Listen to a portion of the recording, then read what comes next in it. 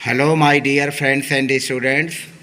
आज की इस वीडियो में मैंने अगेन इन्फिनेटिव के अगले फंक्शन को लेकर के 10 वाक्यों को आधार बना करके मैंने हिंदी से इंग्लिश में उसको बनाने के बारे में चर्चा किया है। तो जैसा कि आप देख रहे हैं स्क्रीन पर, इन्फिनिटिव एज एन एडवर्ब, अर्थात जो इन्फिनिटिव है वह एडवर्ब के रूप में भी फंक्शन करता है, एडवर्ब के रूप में भी कार्य करता है। और एडवर्ब जैसा कि ये क्रिया विशेषण है, और क्रिया विशेषण जो भी होते हैं उनके कई फंक्शंस होते हैं। तो उनमें से इन्फिनिटी के यह 2 मुख्य फंक्शंस हैं। पहला फंक्शन है पर्पज, उद्देश्य को बताना, और दूसरा पर्पज है एडजेक्टिव को मॉडिफाई करना। तो इन दोनों को आधार बना करके मैंने पर्पज के 5 एग्जाम्पल को और एडजेक्टिव के 5 एग्जाम्पल को लेकर के इन्फिनिटिव को एडवर्ब के रूप में कैसे हम व्यक्त करते हैं इसको बेस बना करके मैंने चर्चा किया है। तो आइए एक एक करके वाक्यों को देखते हैं और सीखते हैं कि इस तरह के वाक्यों को हम इंग्लिश में किस तरह से ट्रांसलेट कर पाएंगे, किस तरह से अपनी बात को व्यक्त कर पाएंगे। तो हमारा पहला वाक्य है, वह अपने मित्रों को लेने स्टेशन गया। अब यहाँ आप देख सकते हैं कि सब्जेक्ट है वह, और गया हमारा वर्ब हो गया, और गया तो कहाँ गया? स्टेशन गया। अब उद्देश्य क्या है? वह का जो सब्जेक्ट है इसका स्टेशन जाने का पर्पज क्या है, उद्देश्य क्या है? अपने मित्रों को लेने, यानी मित्रों को लेने के लिए, मित्रों को रिसीव करने के लिए यह स्टेशन गया। तो जो करता है उसका उद्देश्य क्या है? मित्रों को लेने के लिए, टू रिसीव हिज फ्रेंड्स। तो यह पर्पज व्यक्त करता है। तो हम इसका जो है ट्रांसलेट करेंगे ही, और फिर हो गया went. He went to the station, he went to the station. फिर हो जाएगा टू रिसीव, टू रिसीव, यही हमारा उद्देश्य बताएगा। इन्फिनेटिव रिसीव वर्ब है, उसके पहले टू लगा करके हमने कर लिया मित्रों को लेने। तो रिसीव लेने के लिए, और किनको? हीज फ्रेंड्स, अपने मित्रों को। To receive his friends, to receive his friends. तो आप देख सकते हैं कि he went to the station to receive his friends, वह अपने मित्रों को लेने के लिए कहाँ गया? स्टेशन गया। अगला सेंटेंस देखें, जो दूसरा सेंटेंस है, तुमने पक्षियों को मारने के लिए गन उठाया, अपनी बंदूक उठाया, गन उठाया। तो जो सब्जेक्ट तुमने है, इसने गन क्यों उठाई? इसका उद्देश्य क्या था? मारने के लिए। और किनको मारने के लिए? पक्षियों को। तो हमारा यह उद्देश्य बता रहा है, यानी जो मारना टू किल है, अच्छा जो किल है टू किल, यह उद्देश्य बता रहा है। तो हम लिखेंगे यू उठाया, lifted, you lifted, you lifted, तुमने उठाया, क्या उठाया? Gun. You lifted a gun, you lifted a gun, तुमने बंदूक उठाया, गन उठाया। उद्देश्य क्या है? टू किल, टू किल यह उद्देश्य बता रहा है, पर्पज बता रहा है। यह टू रिसीव भी पर्पज बता रहा है, to kill the birds, to kill the birds, पक्षियों को मारने के लिए। You lifted a gun to kill the birds. तीसरा है, वह अमेरिका अंग्रेजी पढ़ने हेतु गया। तो जो सब्जेक्ट वह है, इसका अमेरिका जाने का उद्देश्य क्या है? अंग्रेजी पढ़ने के लिए, यानी अंग्रेजी पढ़ने के लिए अमेरिका गया। तो हम लिखेंगे he went to America, he went to America. उद्देश्य क्या है इसका? To read, to read English, अंग्रेजी पढ़ने के लिए। He went to America to read English, he went to America to read English, वह अंग्रेजी पढ़ने के लिए अमेरिका गया। नेक्स्ट सेंटेंस है, नेक्स्ट सेंटेंस देखें, उसने अपने मित्रों को उससे मिलने के लिए बुलाया, उसने अपने मित्र को उससे मिलने के लिए बुलाया। तो उसने अपने मित्र को बुलाया, मित्र को बुलाने का मकसद क्या था? मिलने के लिए, मिलने के लिए।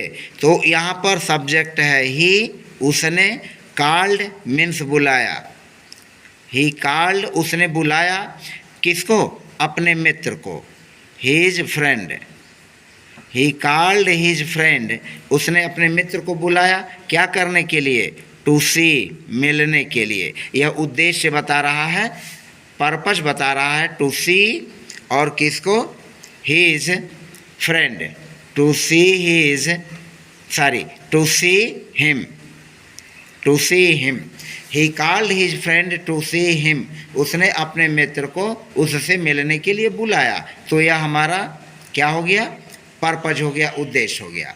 नेक्स्ट सेंटेंस है, तुम उसे पीटने आए।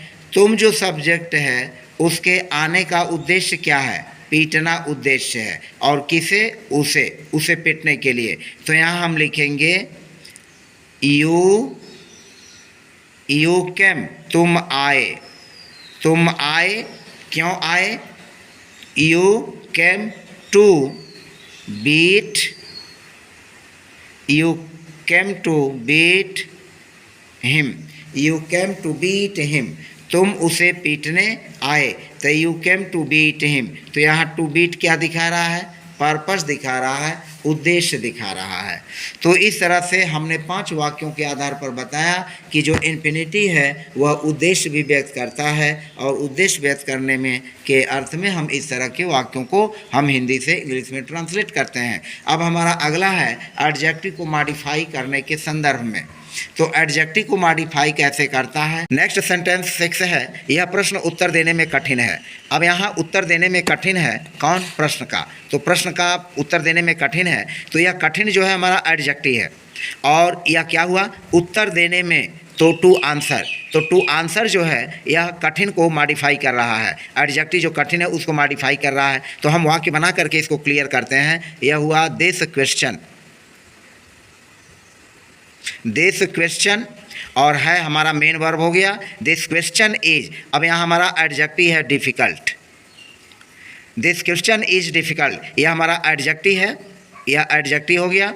और इस एडजेक्टिव को जो हमारा उत्तर देने में इन्फिनिटी है यह मॉडिफाई कर रहा है to answer, to answer.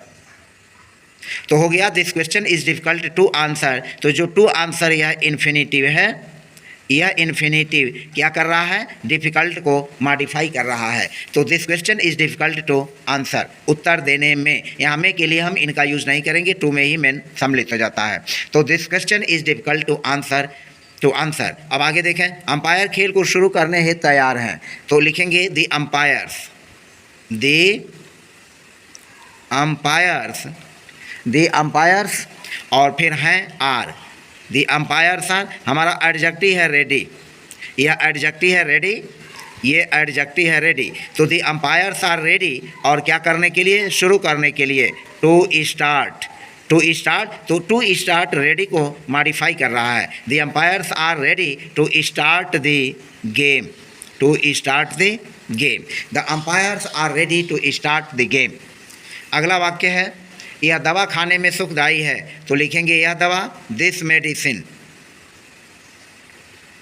This medicine is है, दिस मेडिसिन यह दवा है, सुखदायी प्लीजेंट, प्लीजेंट। तो यहाँ प्लीजेंट यह एडजेक्टिव हो गया।